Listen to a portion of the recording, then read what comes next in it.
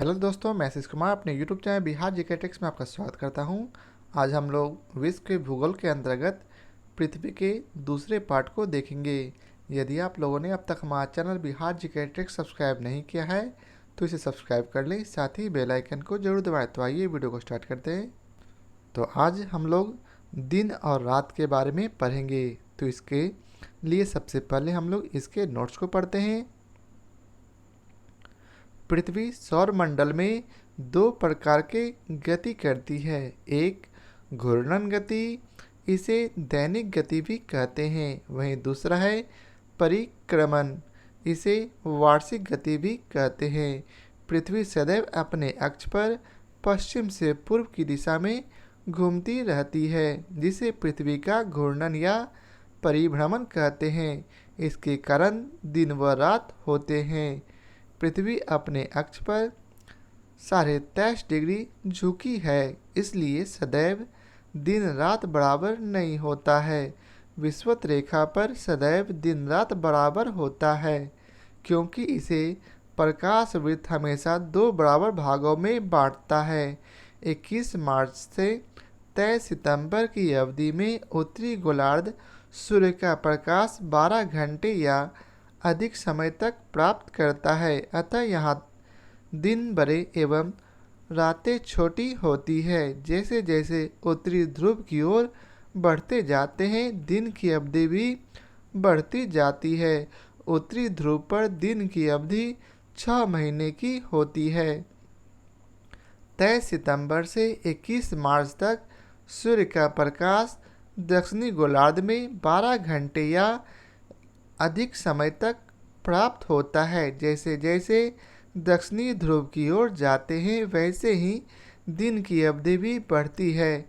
दक्षिणी ध्रुव पर इसी कारण 6 महीने का दिन होता है। आगे है, पृथ्वी अपने अक्ष पर घूर्णन के साथ सूर्य के चारों ओर दीर्घवृत्ताकार मार्ग पर लगभग 365 दिन 6 घंटे में एक चक्कर लगाती है।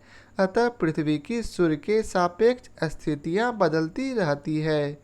पृथ्वी के परिक्रमण में 4 मुख्य अवस्थाएं आती है तथा इन्हीं विभिन्न अवस्थाओं में ऋतु परिवर्तित होते हैं। आगे है, संक्रांतियां वर्ष में 2 बार होती है। पहला ग्रीष्म संक्रांति, जो कि 20 से 21 जून को सूर्य कर्क रेखा पर लंबवत चमकता है। इस स्थिति को ग्रीष्म संक्रांति कहते हैं। 20-21 जून को उत्तरी गोलार्ध में दिन की लंबाई सबसे अधिक रहती है। इस अवस्था को कर्क संक्रांति भी कहा जाता है। इस दिन दक्षिणी गोलार्ध में दिन की लंबाई सबसे कम रहती है। आगे है शीत संक्रांति, जो कि 21 से 22 दिसंबर को सूर्य मकर रेखा पर लंबवत चमकता है। इस स्थिति को शीत संक्रांति कहते हैं। इस स्थिति में उत्तरी गोलार्ध में दिन की लंबाई सबसे कम रहती है। इस अवस्था को मकर संक्रांति भी कहा जाता है। इस समय दक्षिणी गोलार्ध में दिन की लंबाई सबसे अधिक होती है। वहीं 20 से 21 मार्च को वसंत विषुव के समय तथा 22 से 23 सितंबर को शरद विषुव के समय दिन रात बराबर होते हैं। इन स्थितियों में सूर्य विषुवत रेखा पर लंबवत चमकता है। पृथ्वी के अक्षीय झुकाव तथा परिक्रमण गति के कारण पृथ्वी के उत्तरी गोलार्ध में 23.5 डिग्री उत्तरी अक्षांश पर स्थित कर्क रेखा 21 मार्च से सूर्य की ओर उन्मुख होना प्रारंभ करती है। 3 माह पश्चात 21 जून को कर्क रेखा सूर्य से ठीक सामने होती है, अर्थात इस स्थिति को सूर्य कर्क रेखा पर लंबवत चमकता है। किसी वस्तु की छाया पृथ्वी की सूर्य से दूरी तथा उस वस्तु के सूर्य के प्रकाश से बनने वाले कोण पर निर्भर करती है। सबसे छोटी छाया तब बनेगी जब कोण सबसे कम बनेगा। ग्रीष्म अयनान की 21 जून की तिथि को ठीक 12 बजे कर्क रेखा पर सूर्य सबसे दूर से लंबवत चमकेगा। अर्थात उन स्थानों पर वस्तु से शून्य या शून्य से कुछ अधिक अंश का कोण बनेगा। पृथ्वी यदि सभी स्थानों पर समतल होती अर्थात इसकी आकृति चपटी होती तो कर्क रेखा पर सभी स्थानों पर 12 बजे 21 जून को शून्य अंश का कोण बनता, लेकिन वक्राकार होने के कारण मूल स्थान से हटकर अन्य स्थानों पर 0 से अधिक अंश का कोण बनेगा। 0 अंश का कोण बनने पर छाया एकदम नहीं बनेगी। कर्क रेखा से विचलन के अनुरूप छाया का आकार भी बढ़ेगा और घटेगा। यह उत्तरी गोलार्ध में 21 जून को अन्य दिनों की तुलना में न्यूनतम होगा। अब आइए चलते हैं प्रश्न कोश को पढ़ते हैं। तो इसका पहला प्रश्न है, किस तिथि को रात और दिन बराबर होते हैं? तो इसका उत्तर है बी 23 सितंबर। 20 से 21 मार्च को सूर्य उत्तरी गोलार्ध में प्रवेश करते समय तथा 22 से 23 सितंबर को दक्षिणी गोलार्ध में प्रवेश करते समय विषुवत रेखा पर पहुंचता है। इन दोनों तिथियों को दोनों गोलार्धों में 12-12 घंटे के दिन एवं रात होते हैं।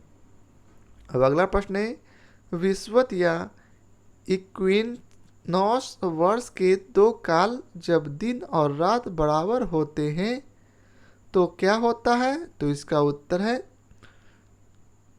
ए अर्थात 21 मार्च और 23 सितंबर को दिन और रात बराबर होते हैं। अब आइए चलते हैं अगले प्रश्न पर। अगला प्रश्न है, वर्ष भर रात और दिन कहाँ बराबर होते हैं? तो इसका उत्तर है सी भूमध्य रेखा।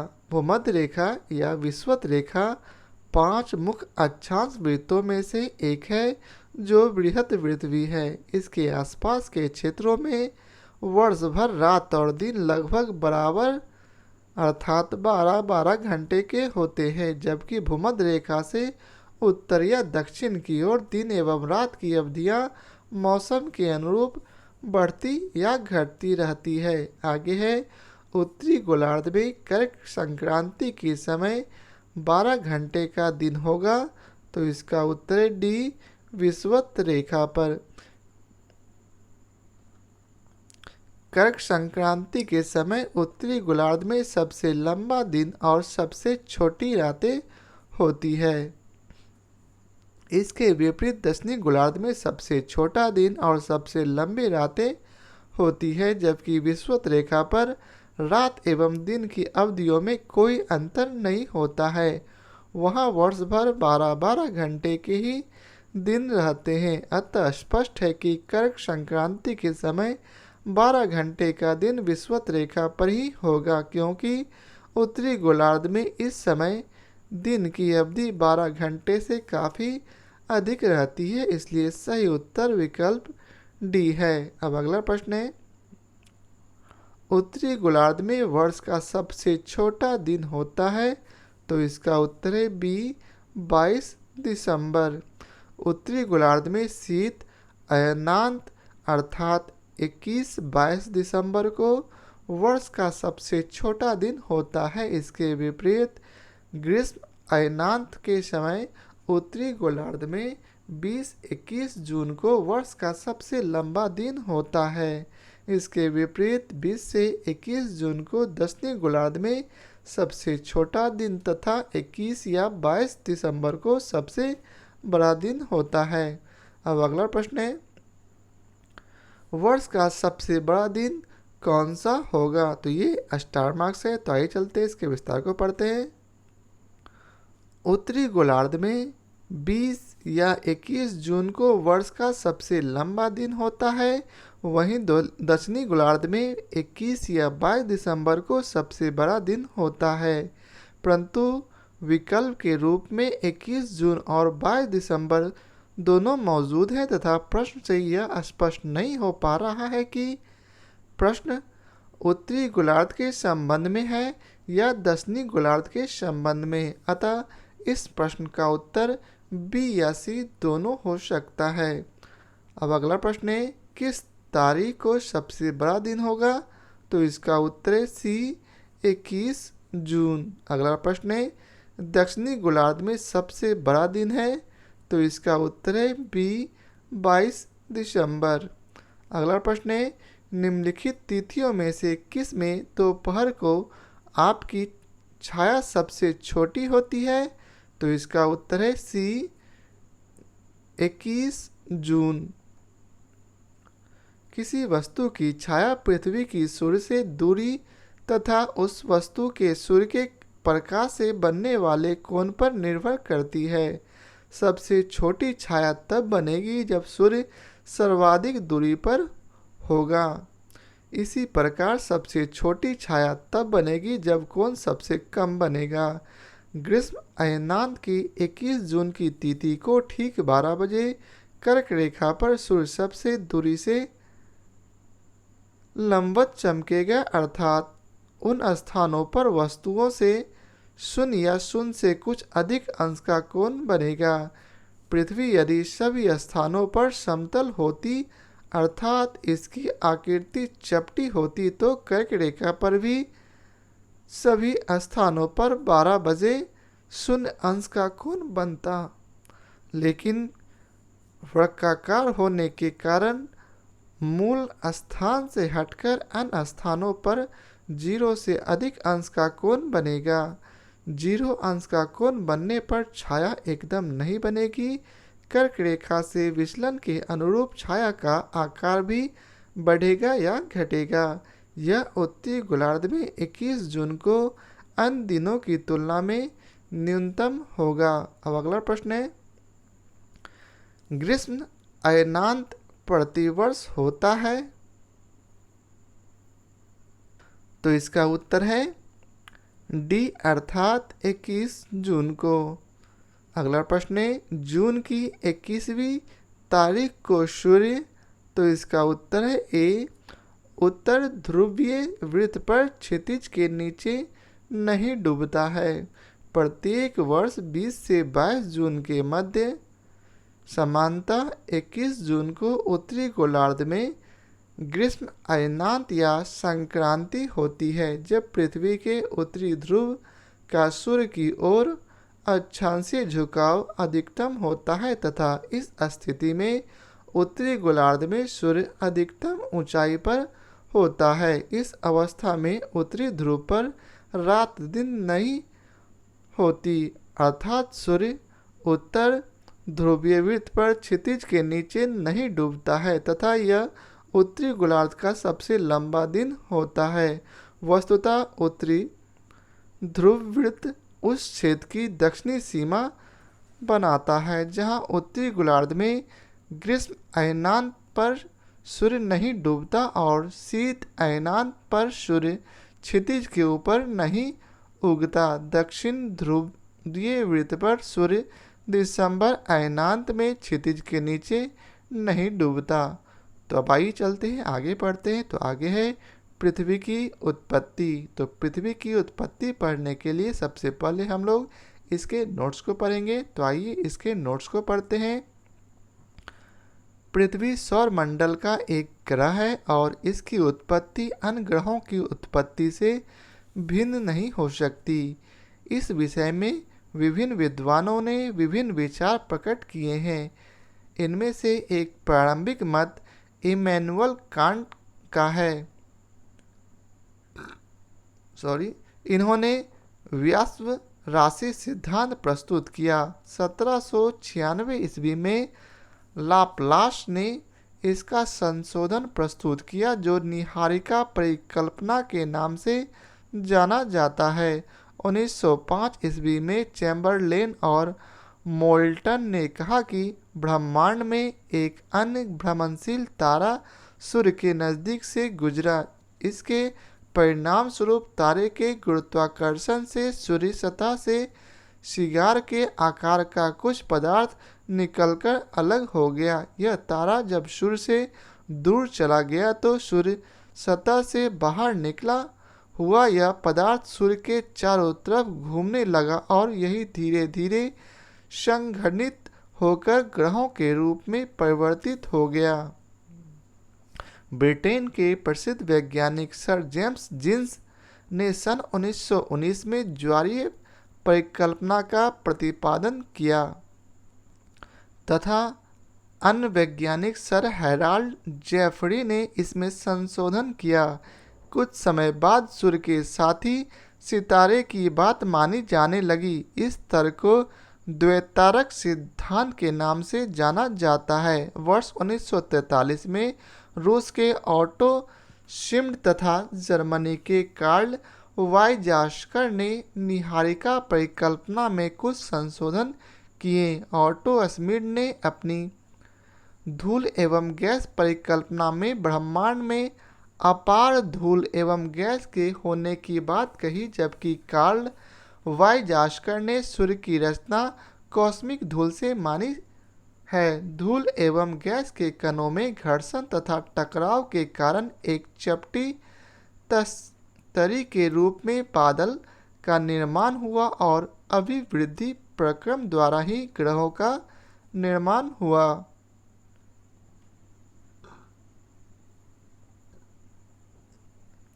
आधुनिक समय में ब्रह्मांड की उत्पत्ति संबंधी सर्वमान्य सिद्धांत बिग बैंग सिद्धांत है। इसे विस्तारित ब्रह्मांड परिकल्पना भी कहा जाता है। वर्ष 1920 में एडविन हब्बल ने प्रमाण किया कि ब्रह्मांड का विस्तार हो रहा है। बिग बैंग सिद्धांत के अनुसार ब्रह्मांड में सब कुछ एकांकी परमाणु से आज से लगभग 13.7 अरब वर्ष पहले आया। समय बीतने के साथ आकाश गंगाओं के बीच की दूरियां बढ़ी और वे एक दूसरे से दूर हो गई। आकाश गंगा तारों का समूह है।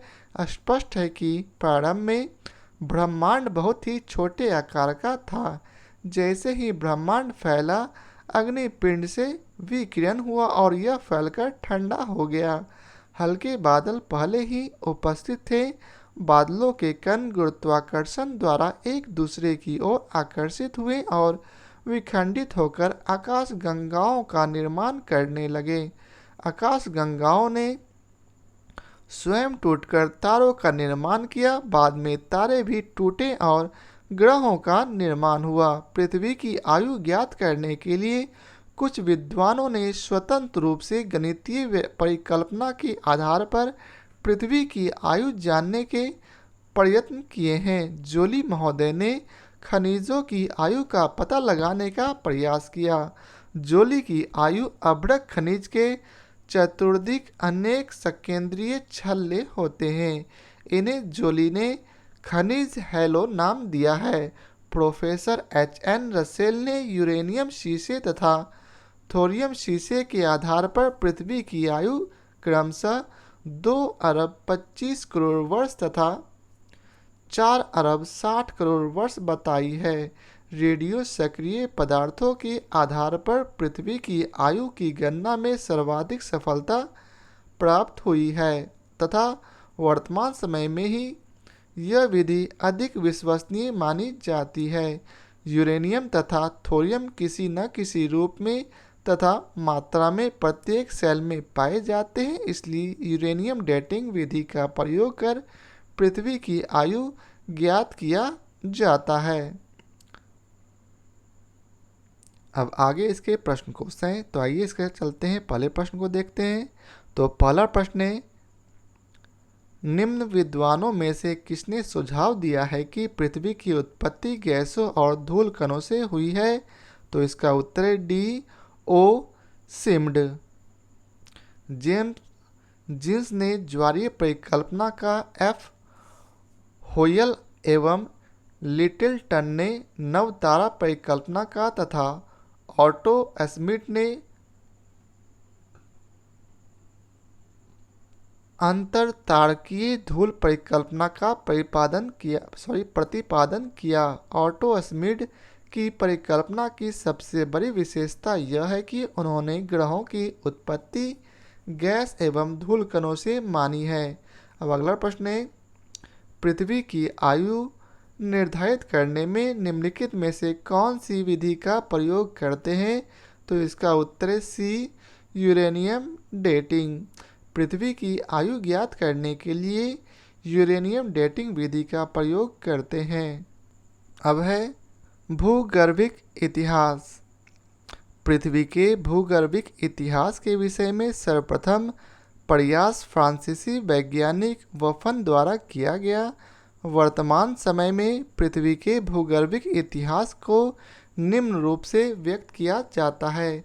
सर्वप्रथम पृथ्वी के इतिहास को बड़े भागों में विभाजित किया गया है। इस बड़े विभाग को ईयान कहते हैं। प्रत्येक ईयान को पुनः क्रमिक रूप में व्यवस्थित किया गया है तथा इस प्रकार के भाग को महाकल्प कहते हैं। प्रत्येक महाकल्प को कल्प में तथा कल्प को पुनः छोटे छोटे युग में विभाजित किया गया है।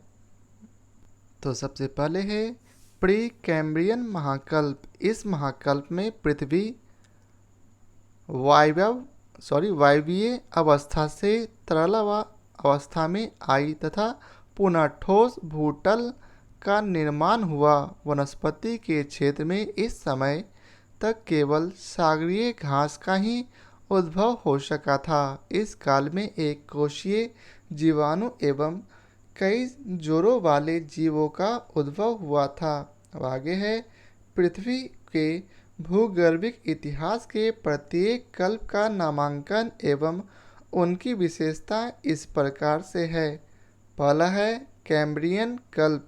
पृथ्वी के ऊपर छिछले सागरों का विस्तार था तथा स्थल भाग पर सागरों का प्रसार तथा उतार होता रहा। सागरों में बिना रीढ़ वाले जीवों का उद्भव हुआ। वहीं दूसरा है ऑर्डोविशियन कल्प। इस समय पर्वत निर्माण प्रारंभ हो गया। सागरीय भागों में ज्वालामुखीय क्रियाएं सक्रिय थी।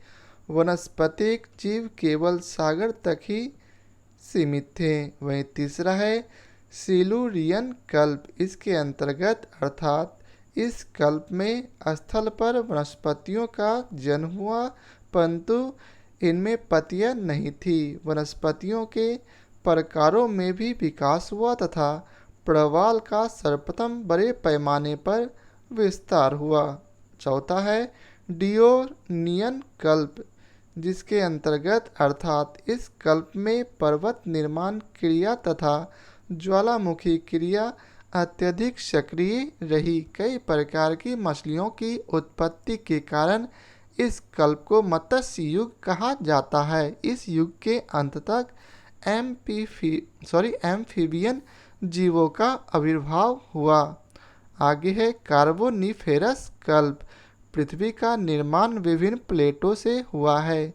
ये प्लेटें विभिन्न प्रारूपों में विवर्तनिक क्रिया के फलस्वरूप गतिशील तथा प्रवाहित होती है। इस प्रकार ये प्लेटें अपने ऊपर स्थित महाद्वीप तथा महासागरीय भागों को अपने प्रवाह के साथ ही स्थानांतरित करती है।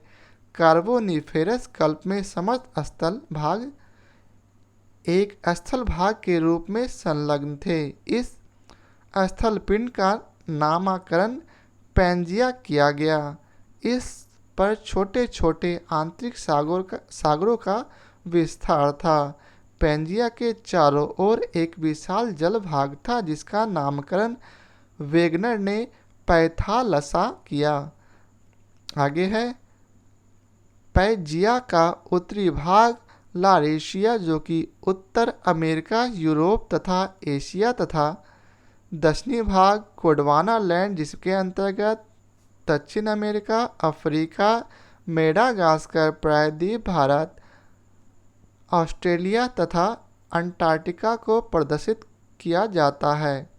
आगे है पर्मियन कल्प। इस कल्प में व्यापक भौगोलिक हलचल के कारण यूरोप, एशिया तथा पूर्वी संयुक्त राज्य अमेरिका में ऊंचे अपलेशियन पर्वतों का आविर्भाव हुआ। स्थलीय जीवों की संख्या तथा प्रजातियों में पर्याप्त वृद्धि हुई। वहीं आगे है ट्रियासिक कल्प। इस युग में सागर में मांसाहारी मत्स्य तुल रेप्टाइल का जन्म हुआ। स्थल पर सर्वप्रथम रेंगने वाले जीवों से स्तनधारी जीवों का जन्म हुआ तथा मक्खियाँ एवं दीमक प्रकट हुए। वहीं 8वां है जुरैसिक कल्प। इस कल्प में स्थल भाग पर रेप्टाइल के आकार तथा प्रकार में पर्याप्त विस्तार हुआ। कुछ उड़ने वाले पक्षियों का भी उद्भव हुआ। इस कल्प में डायनासोर्स का प्रभुत्व था। भारत में इसके अवशेष गुजरात के खेड़ा जिले के राही ओली और मध्य प्रदेश के जबलपुर के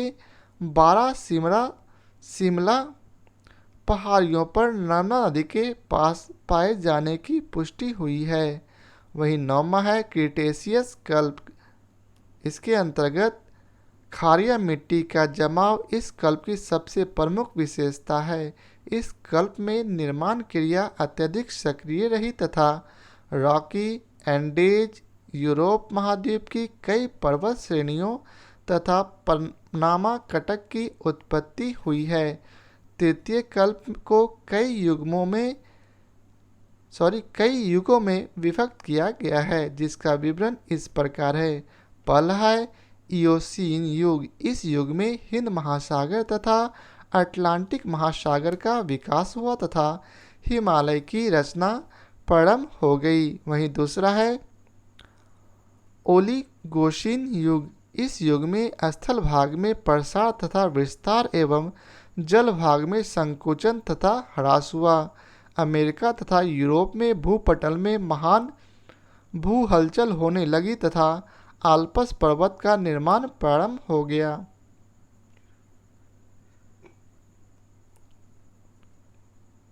वहीं तीसरा है मायोसीन युग। इस युग में भू हलचल के कारण आल्प्स पर्वत श्रेणी का निर्माण हुआ तथा हिमालय की द्वितीय श्रेणी का उत्थान हुआ तथा महान हिमालय की ऊंचाई में पुनः वृद्धि हुई। आगे है प्लायोसीन युग। इस काल की सबसे बड़ी विशेषता यह है कि इस समय वर्तमान महासागरों तथा महाद्वीपों का रूप प्राप्त हुआ। स्थल भाग के खिसकने से तथा उसमें जल के संग्रह के कारण उत्तरी सागर, कृष्ण सागर, अरब सागर तथा कैस्पियन सागर का निर्माण हुआ। शिवालिक श्रेणी का निर्माण भी इसी काल में हुआ है।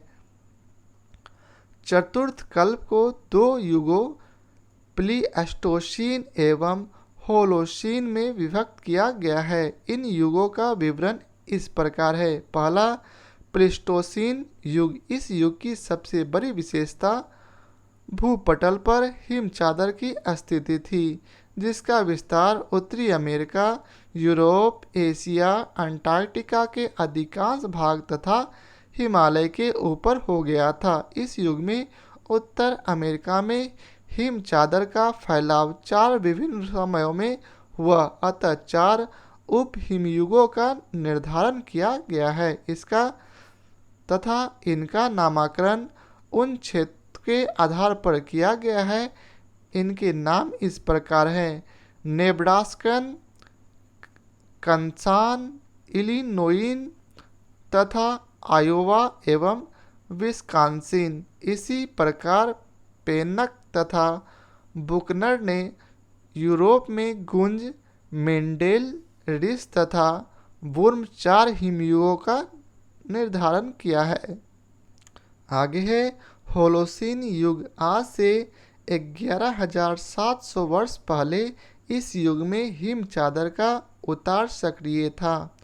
हिम चादर के पीछे हटने से यूरोप में पुनः वनों का विस्तार प्रारंभ हो गया। सागरीय जीव वर्तमान अवस्था को प्राप्त हो गए थे। वहीं 1300 से 1870 ईस्वी के काल को प्रायः लघु हिमकाल माना गया है। इस अवधि के दौरान यूरोप और उत्तरी अमेरिका 20वीं सदी की अपेक्षा अधिक ठंडे थे। अब आइए चलते हैं इसके प्रश्न कोश को पढ़ते हैं। तो इसका पहला प्रश्न है, महान हिमयुग का संबंध किससे है? तो इसका उत्तर है ए, प्लीस्टोसीन। महान हिमयुग पृथ्वी के इतिहास का एक ऐसा युग है जब बड़े पैमाने पर हिम आच्छादन हुआ था। भूगर्भिक समय पैमाने के प्लीस्टोसीन युग के दौरान, जिसकी शुरुआत लगभग 20 लाख वर्ष पूर्व हुई थी। अब अगला प्रश्न है, निम्न कालों में से किसे प्रायः लघु हिमकाल माना गया है? तो इसका उत्तर है सी 1650 से 1870 ईस्वी। 1300 से 1870 ईस्वी के काल को प्रायः लघु हिमकाल माना गया है। अब अगला प्रश्न है, डायनासोर का काल आज से कितने वर्ष पहले था? तो इसका उत्तर है बी 18 करोड़ वर्ष पूर्व। जुरासिक कल्प 20.8 करोड़ वर्ष पूर्व आरंभ हुआ तथा 14.4 करोड़ वर्ष पूर्व समाप्त हुआ। इस कल्प को डायनासोर का काल कहा जाता है, अतः निकटतम विकल्प बी सही है। अब अगला प्रश्न है, महाद्वीप अलग कैसे हुए? तो इसका उत्तर है बी विवर्तनिक क्रिया से। पृथ्वी का निर्माण विभिन्न प्लेटों से हुआ है। ये प्लेटें विभिन्न प्रारूपों में विवर्तनिक क्रिया के फलस्वरूप गतिशील तथा प्रवाहित होती है। इस प्रकार ये प्लेटें अपने ऊपर स्थित महाद्वीप तथा महासागरीय भागों को अपने प्रवाह के साथ ही स्थानांतरित करती है। तो अगला प्रश्न है, भारत प्राचीन सुपर महाद्वीप गोंडवाना लैंड का भाग था। इसमें वर्तमान समय का निम्न भूभाग शामिल था। तो इसका उत्तर है डी अर्थात ये सभी, अर्थात दक्षिण अमेरिका, अफ्रीका और ऑस्ट्रेलिया। पैंजिया का उत्तरी भाग लारेशिया, उत्तरी अमेरिका, ग्रीनलैंड, यूरोप तथा एशिया तथा दक्षिणी भाग गोंडवाना लैंड, जिसके अंतर्गत दक्षिण अमेरिका, अफ्रीका, मेडागास्कर, प्रायद्वीप भारत, ऑस्ट्रेलिया तथा अंटार्कटिका को प्रदर्शित करता था। अब अगला प्रश्न है, पृथ्वी पर मूलतः एक ही विशाल भूखंड था जिसे कहते थे। तो इसका उत्तर है बी पैंजिया। कार्बोनिफेरस युग में समस्त स्थलभाग एक स्थलभाग के रूप में संलग्न थे। इस स्थल पिंड का नामकरण पैंजिया किया गया। अब अगला प्रश्न है, निम्नलिखित महाद्वीपों में से कौन सा गोंडवाना का भाग नहीं था? तो इसका उत्तर है ए उत्तरी अमेरिका। पैंजिया के उत्तरी भाग को लॉरेशिया और दक्षिणी भाग को गोंडवाना लैंड कहा गया है। लॉरेशिया में उत्तरी अमेरिका, ग्रीनलैंड, यूरोप और एशिया शामिल थे, जबकि गोंडवाना में दक्षिणी अमेरिका, अफ्रीका, मेडागास्कर, अरब प्रायद्वीप, भारतीय उपमहाद्वीप, ऑस्ट्रेलिया तथा न्यूजीलैंड और अंटार्कटिका शामिल थे। अब अगला प्रश्न है, पृथ्वी पर जीवन के प्रादुर्भाव का प्रथम जीवाश्म साक्ष्य है। तो ये स्टार मार्क्स है। तो आइए चलते इसके विस्तार को पढ़ते हैं। पृथ्वी पर जीवन के प्रादुर्भाव के प्रथम जीवाश्मी साक्ष्य आर्कियन युग के प्रारंभिक काल के हैं, जो कि अति सूक्ष्म जीवाणुओं के जीवाश्म है। प्रश्नगत विकल्पों में मिलियन शब्द का प्रयोग है, जो कि स्पष्ट गलत है। आगे है, निम्नलिखित में से किस घटना या किन घटनाओं ने जीवों के विकास को प्रभावित किया है? तो इसका उत्तर है सी 1 और 2 दोनों, अर्थात महाद्वीपीय विस्थापन और हिमानी चक्र। सविंद्र सिंह द्वारा लिखित पुस्तक भौतिक भूगोल का स्वरूप के अनुसार महाद्वीपीय विस्थापन एवं हिमानी चक्र दोनों ही घटनाओं ने जीवों के विकास को प्रभावित किया है। अब अगला प्रश्न है, वलय क्रिया किसका परिणाम है? तो इसका उत्तर है सी पर्वत निर्माणकारी बल। पृथ्वी के अंतर्जात बलों के अंतर्गत पर्वत निर्माणकारी बल भी आता है। इसके तहत 2 प्रकार के बल कार्य करते हैं, संपीडीय बल व तनाव बल। संपीड़न बल से चट्टानों की परतें मुड़ जाती है। ऊपर उठे भाग को अपनति और धंसे हुए भाग को अभिनति कहते हैं। इसी मोड़ को वलन कहते हैं। अब आगे है, निम्नलिखित पर विचार कीजिए और उपयुक्त में से कौन से पृथ्वी के पृष्ठ पर गतिक परिवर्तन लाने के लिए जिम्मेदार है, उसके बारे में बतलाइए। तो इसका उत्तर है डी अर्थात 1, 2, 3, 4 5 और 6 अर्थात सभी अर्थात विद्युत चुंबकीय विकिरण, भूतापीय ऊर्जा, गुरुत्वीय बल, प्लेट संचलन, पृथ्वी का घूर्णन और पृथ्वी का परिक्रमण। पृथ्वी के पृष्ठ पर गतिक परिवर्तन के अंतर्जात बलों की भूमिका होती है। समान रूप में अंतर्जात बलों की उत्पत्ति के संभावित कारणों में पृथ्वी के आंतरिक भाग में तापीय विषमता तथा शैलों का संकुचन तथा विस्तार होना है। साथ ही विद्युत चुंबकीय विकिरण, गुरुत्वीय बल की भी प्रमुख भूमिका होती है। भूतापीय ऊर्जा पृथ्वी के घूर्णन एवं परिक्रमण भी पृथ्वी के पृष्ठ पर गतिक परिवर्तन लाने के लिए जिम्मेदार हैं। अगला प्रश्न है, सही कालक्रम में व्यवस्थित कीजिए। तो इसका सही उत्तर है बी अर्थात सबसे पहले 4 होगा, अर्थात सिहावल जमाव, फिर पटवारा जमाव, उसके बाद बाघोर जमाव और लास्ट में खैतौनही जमाव। सिहावल जमाव निम्न पाषाण काल में, पटपरा जमाव मध्य पाषाण काल में, बाघोर जमाव उच्च पूरा पाषाण काल में और खैतौनही जमाव लघु पाषाण काल में हुआ था। अगला प्रश्न है, निम्न घटनाओं पर विचार कीजिए और उपयुक्त घटनाओं को पृथ्वी पर उनके उत्पन्न होने के कालानुसार व्यवस्थित कीजिए तथा नीचे दिए गए कूट से सही उत्तर का चयन कीजिए। तो इसका सही उत्तर है सी अर्थात सबसे पहले 3, 2, 1, 4 अर्थात सबसे पहले कवच वाले जीव, फिर पहला कीट, फिर पहला सरीसृप और फिर पहला स्तनधारी। पृथ्वी की उत्पत्ति अनुमानतः 4.6 अरब वर्ष पूर्व हुई तथा कालांतर में इस पर जीवन की उत्पत्ति हुई। प्रश्नगत विकल्पों में सर्वप्रथम कवच वाले जीव लगभग 520 मिलियन वर्ष पूर्व उत्पन्न हुए। उसके बाद क्रमशः कीटों, सरीसृपों तथा स्तनधारियों की उत्पत्ति हुई, अतः विकल्प सी अभिष्ट उत्तर होगा। अब आगे है राजस्थान मरुस्थल अथवा थार मरुस्थल निम्नलिखित में से किसका विस्तार है। तो इसका उत्तर है सी अर्थात प्लीस्टोसीन एवं अभिनव जमाव। राजस्थान मरुस्थल अथवा थार मरुस्थल प्लीस्टोसीन एवं अभिनव जमाव का विस्तार है। पुरातत्व विभाग के अनुसार थार मरुस्थल का निर्माण 70,000 वर्ष पहले प्रारंभ हुआ था, जबकि प्लीस्टोसीन युग 2,05,88,000 वर्ष पूर्व से लेकर 11,700 वर्ष पूर्व तक रहा। इस तरह थार मरुस्थल के निर्माण व विस्तार का समय प्लीस्टोसीन युग के अंतर्गत ही है। तो यह आज के चैप्टर का अर्थात पृथ्वी के चैप्टर का ये आखिरी प्रश्न था। आशा करता हूँ आप लोगों को हमारा यह वीडियो पसंद आया हो।